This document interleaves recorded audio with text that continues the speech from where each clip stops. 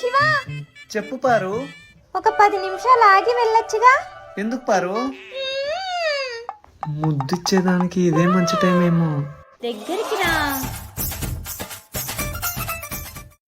నేను పిలిచింది అందుకు కాదు.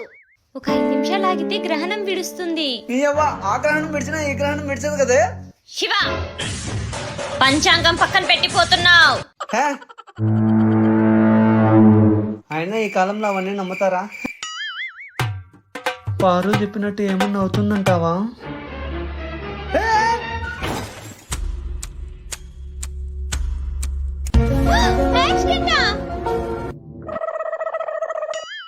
అమ్మా, అబ్బా,